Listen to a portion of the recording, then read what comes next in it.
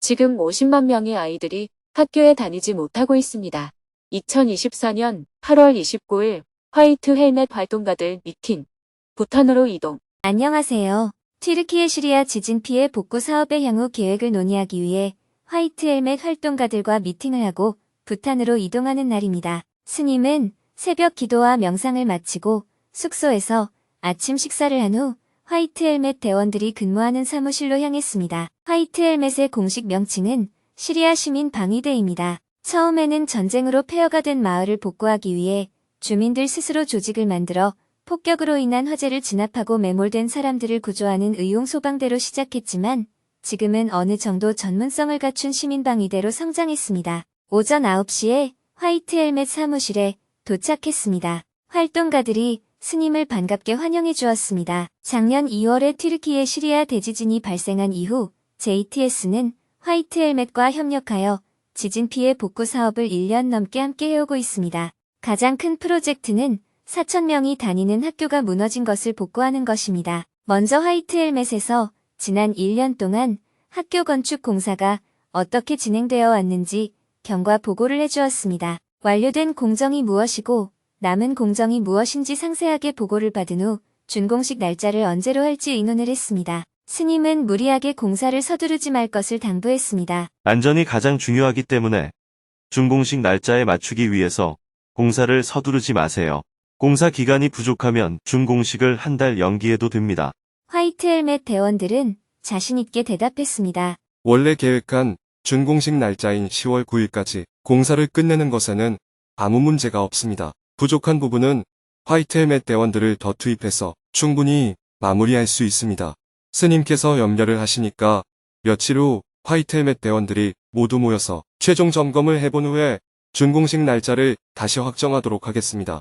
준공식 날짜는 추후 확정하기로 하고 준공식 프로그램에 대해 논의를 이어나갔습니다. 먼저 스님이 준공식에 꼭 들어가야 하는 프로그램에 대해 제안했습니다. 전쟁과 지진의 고통을 딛고 새로운 미래를 향해. 일단 지진으로 희생된 선생님들과 학생들을 함께 추모하는 시간을 가지면 좋겠습니다. 그 다음에 학교가 준공되기까지의 경과 보고를 해주는 게 필요합니다.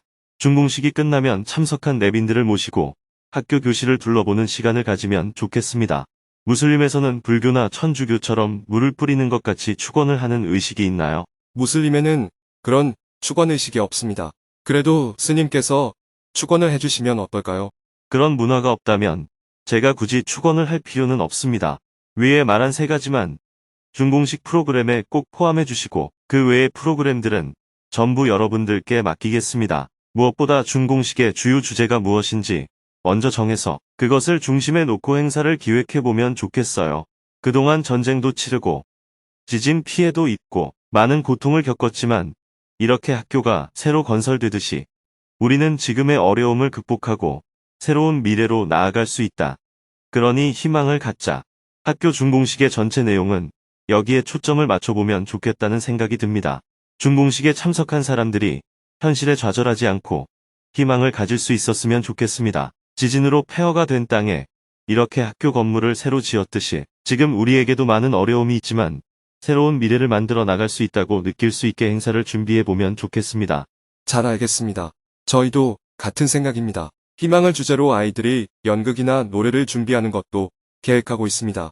지난 13년간 전쟁도 겪고 지진 피해도 입었지만 준공식을 계기로 새로운 용기와 희망을 가질 수 있도록 행사를 준비해 보겠습니다. 이어서 스님은 비상대피 훈련의 중요성을 거듭 강조했습니다. 지진이 나거나 폭격이 있거나 화재가 나거나 이런 비상 상황이 발생했을 때 아이들이 신속하게 대피하기 위해서 어떻게 이동해야 되는지 실제로 연습해보는 소방 훈련을 많이 해야 합니다. 단층 건물에서는 그냥 밖으로 나가기만 하면 되는데 이 학교는 고층 건물인데다가 통로가 복잡해서 잘못하면 아이들이 대피를 하지 못하고 우왕좌왕하다가 다칠 수 있습니다. 그래서 비상 대피로에 대한 안내와 비상시 대피 계획을 아이들이 숙지할 수 있게 해야 합니다. 아이들이 사는 집은 대부분 단층 건물이기 때문에 이런 빌딩에서 지내본 경험이 없어요. 그래서 비상 대피 훈련을 꼭 해야 합니다. 네, 알겠습니다. 학교 준공식에 대한 논의를 마친 후 다음은 시리아 북부 지역에 광범위하게 형성된 난민 캠프에서 아이들의 교육 문제를 어떻게 해결할 것인지에 대해 논의를 했습니다. 먼저 화이트 헬멧에서 전쟁과 지진 피해 이후 교육 상황이 어떻게 되고 있는지 전반적으로 브리핑을 해주었습니다. 현재 전체 학교의 49%는 폭격이나 전쟁으로 인해 피해를 입었고 19%는 관리 미비로 인한 노후화가 심해서 보수를 해야 합니다. 그리고 16%가 지진에 의해 피해를 입었습니다. 아이니 통계에 따르면 88%의 학교가 시설 보완이 필요합니다. 창고도 없고 사물함도 없어서 책들을 보관하기도 어렵습니다. 학교 건물 안에 교실만 있고 그 외에 시설이 전혀 없습니다. 브리핑을 듣고 나서 스님이 다시 질문을 했습니다. 50만 명의 아이들이 학교에 다니지 못하고 있습니다. 만약 지금 있는 모든 학교가 정상적으로 운영된다면 원래 학교에 다니던 아이들뿐만 아니라 난민들의 아이들까지도 교육의 기회를 가질 수 있는지 궁금합니다. 부서진 학교들을 모두 보수한다고 하더라도 난민 아이들은 이와 관계없이 새로운 학교가 더 필요한 건가요? 화이트 헬멧에서 교육을 책임지고 있는 활동가가 대답했습니다. 네, 맞습니다.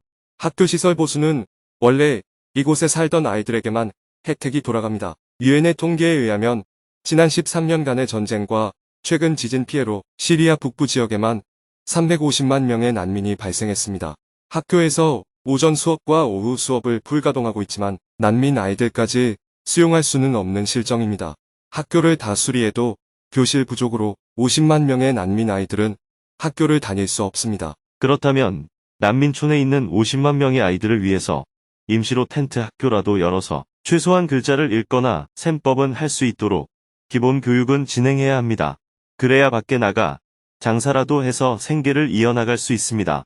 그래서 50만 명의 난민 아이들을 위한 임시 텐트 학교를 운영하는 것에 먼저 투자하는 것이 필요한지 아니면 100만 명이 다니는 학교를 수리하고 보수하는 것에 먼저 투자하는 것이 필요한지 둘 중에 우선순위를 정해야 합니다. 제 생각에는 지금 아무런 교육을 받지 못하는 50만 명의 난민 아이들을 위해 6개월짜리 텐트 학교라도 열어서 문맹을 먼저 퇴치하는 것이 가장 시급하지 않나 생각합니다. 화이트 헬멧 대원들은 스님의 이야기에 귀를 쫑긋 세우고 경청했습니다. 스님은 시리아인들의 문맹 퇴치는 시리아인들이 주체적으로 나서서 할 수 있게 국민 운동을 제안했습니다. 먼저 교육 문제를 해결하기 위한 우선순위를 정해야 합니다. 나이에 상관없이 아이든 어른이든 누구든지 글자를 모르는 사람에게 글자를 가르쳐주고 간단한 셈법을 가르쳐주는 임시 텐트 학교를 광범위하게 확산시키는 것을 1단계로 진행해야 합니다. 6개월 내지 1년 동안은 전 국민 문맹 퇴치 프로그램을 실시하는 것입니다. 그 다음 2단계는 초등학교를 다니도록 하는 것입니다. 앞에서 임시 텐트 학교 단계에서는 문자만 가르쳐주지 상식에 해당하는 기초 교육이 없습니다. 그러나 임시 텐트 학교를 졸업하고 초등학교를 다니면 과학, 역사, 음악 등 상식에 해당하는 내용을 배울 수 있는 겁니다. 3단계는 중학교 이상을 다니도록 하는 것인데 이것은 의무는 아니고 본인이 원하면 배울 수 있게 하면 됩니다. 우리 스스로 우리 아이들의 문맹을 퇴치해 봅시다. 임시 텐트 학교에서는 글자와 셈법만 가르치기 때문에 고급 지식을 가지고 있는 정규 교사가 필요하지 않습니다. 시리아 국민들 중에 고등학교를 나온 사람이면 누구나 가르칠 수 있게 하면 됩니다.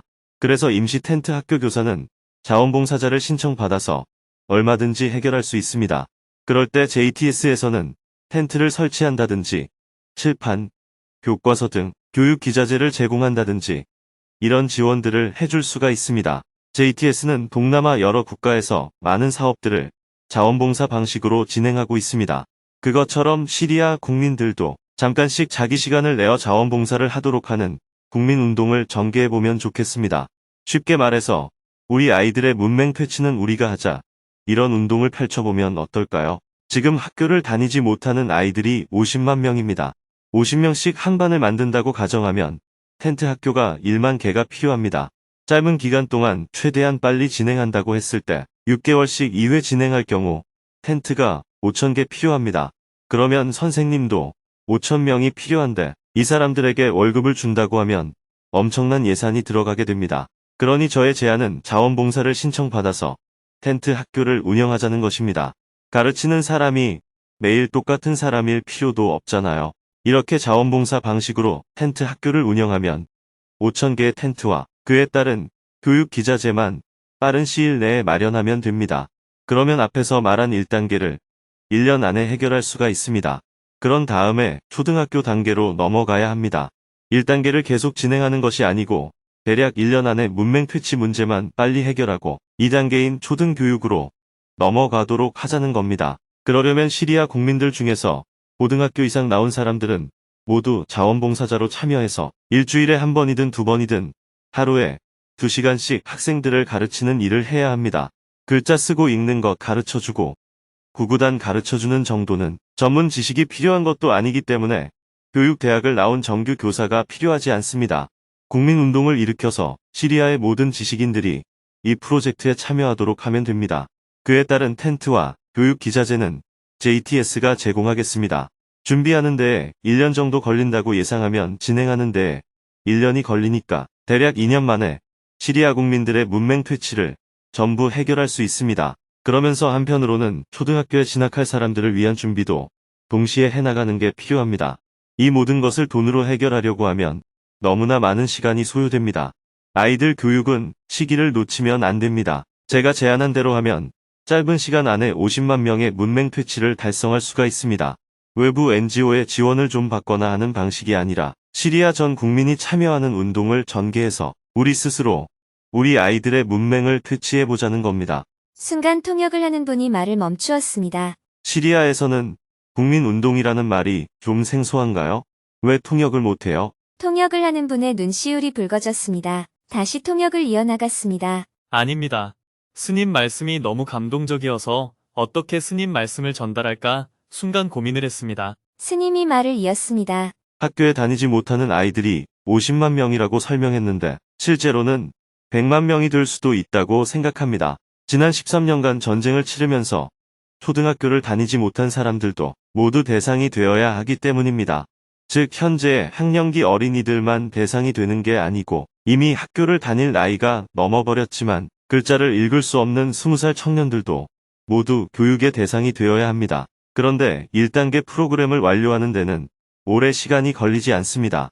문맹 퇴치를 하기 위한 국민운동으로 전개하면 2년 안에 끝낼 수 있습니다. 시리아인들의 문맹 퇴치를 전 국민 운동으로 이렇게 임시 프로그램을 진행하는 동안 초등학교를 정상적으로 운영할 수 있도록 준비해야 합니다. 초등학교부터 정상화시키려고 하면 이미 배움의 시기를 놓친 청년들은 그냥 버리게 됩니다. 무엇보다 50만 명이 다닐 수 있는 초등학교를 2년 안에 다 만들 수가 없습니다. 그러니 급한 걸 먼저 해결하면서 그 사이에 초등학교를 확대해 나가야 합니다. 초등학교를 정상화시키는 것도 빠른 시일 안에 해결하려면 온라인 시스템을 도입해야 합니다. 수천 명의 정규 교사를 단기간에 양성할 수가 없고 몇천 개의 정규 학교를 한꺼번에 짓기도 어렵습니다. 그러니 기존의 학교의 온라인 시스템만 설치하는 방식으로 초등교육을 정상화시키자는 겁니다. 인터넷 통신망을 전국에 당장 설치하기가 어렵다면 위성 인터넷을 활용하는 스타링크를 도입하면 됩니다. 기계만 설치하면 어디서든 인터넷이 되니까요. 이렇게 온라인 수업이 가능해지면 임시 텐트 학교에서 봉사했던 사람들이 초등학교에서 학생들 관리만 해주면 됩니다. 중앙에 있는 한 개의 학교에서만 훌륭한 교사들이 정식으로 수업을 진행하면 되고 그 내용을 5,000개의 학교에 온라인으로 송출하는 겁니다. 첫째, 모든 시리아 국민들이 2년 안에 읽고 쓰는 것이 가능하도록 합시다. 둘째, 모든 시리아 국민들이 초등학교는 졸업할 수 있도록 합시다. 이것이 가능하도록 JTS와 화이트 헬멧이 마중물이 되자는 겁니다. 물론 쉽지는 않습니다. 이 일은 애국심이 있어야 가능한 일입니다. 건물을 짓는 일은 돈이 없으면 못합니다. 그러나 우리 아이들을 가르치는 것은 돈이 없어도 우리가 할 수 있는 일입니다. 왜냐하면 우리는 이미 다 배웠기 때문입니다. 건물이 없으면 나무 밑에서도 아이들을 가르칠 수 있고 텐트를 쳐놓고도 아이들을 가르칠 수 있습니다. 이런 일을 외국인한테 자꾸 도와달라고 할 필요가 뭐가 있어요? 우리가 우리 아이들을 가르칩시다. 우리말 읽고 쓰고 수를 계산하는 정도는 우리가 우리 아이들을 가르칠 수가 있잖아요. 적어도 시리아 땅에서 태어난 모든 아이들은 단 한 명도 교육에서 소외되지 않도록 하자는 겁니다. 이런 모습을 외국인들이 보고 감동해서 나무 밑에서 그렇게 공부해서 되겠느냐? 텐트를 쳐주겠다. 텐트 학교 가지고 되겠느냐? 학교 건물을 지어주겠다 하고 제안할 겁니다. 이렇게 우리가 하는 일에 대해 감동을 해서 국제사회가 도와주도록 할 때 우리 스스로 자존심도 서고 아이들도 자긍심을 갖게 되는 겁니다. 국제사회에서 안 도와주니까 교육이 무너졌다. 이런 생각을 확 바꿔야 한다고 저는 생각해요. 교육 문제 해결은 외국 NGO가 할 일이 아니라 바로 시리아인들이 스스로 해야 하기 때문에 제가 여러분들한테 이렇게 길게 얘기하는 겁니다. 우리 아이들을 가르치는 일은 우리가 하면 되지 남한테 부탁할 필요가 없습니다. 스님의 제안을 듣고 화이트 헬멧 책임자가 대답했습니다. 스님이 하신 제안은 JTS와 화이트 헬멧 두 단체의 협력만으로는 달성하기 어려운 국가적 프로젝트입니다. 하지만 너무나 훌륭한 아이디어라고 생각합니다. 최소 2년 동안 스님의 제안대로 하면 많은 것을 이루어낼 수 있습니다. 시리아 국민들이 모두 참여하도록 해서 함께 만들어가고 싶습니다. 스님의 제안은 시리아 국민들의 무지를 깨뜨리는 혁명과도 같은 일입니다. 다음 달에 스님이 다시 가지안테프를 방문했을 때는 교육 관계자들도 함께 참가하여 이 주제에 대해 더 깊이 토론하여 계획을 구체화시켜 나가기로 하고 회의를 마쳤습니다. 오후 1시 20분에 회의를 마무리하고 화이트 헬멧 대원들이 준비해준 음식으로 함께 점심 식사를 했습니다. 식사를 하며 화이트 헬멧 대원들이 말했습니다. 스님, 정말 감사합니다. 지금까지 많은 단체들의 도움을 받았지만 단순히 도움을 받기만 했습니다. 이렇게 저희가 주인이 되도록 고민해주신 분은 스님이 처음입니다. 저희들의 의식을 통째로 바꿔주는 말씀이셨습니다. 통역을 해준 와암님에게 감사의 마음을 전하고 기념사진을 찍은 후 스님은 가지안테프 공항으로 향했습니다. 1시 55분에 공항에 도착해 수속을 받고 비행기에 탑승했습니다. 오후 3시에 가지안테프 공항을 출발한 비행기는 2시간을 비행하여 오후 5시에 이스탄불 공항에 도착했습니다. 수화물을 붙이고 출국 수속을 마친 후 스님은 2박 3일 동안 현장 답사를 함께하느라 수고한 JTS 박진아 대표님과 인사를 나누었습니다. 수고했어요. 지진 피해 복구 사업과 학교 준공식 실무 준비에 만전을 기해줄 것을 당부하고 인도 델리로 가는 비행기에 탑승했습니다. 저녁 8시에 이스탄불 공항을 출발한 비행기는 6시간 30분을 비행하여 현지 시간으로 내일 새벽 5시에 인도 델리 공항에 도착합니다. 스님은 비행기에 탑승해 원고 교정을 본 후 잠을 청했습니다. 내일은 델리 공항을 출발하여 부탄 파로 공항으로 이동한 후 차를 타고 7시간을 달려 트롱사에 도착할 예정입니다. 부탄에서는 5개 개옥의 마을 리더들이 모두 참석한 가운데 지속 가능한 개발을 위한 JTS 워크숍이 열립니다.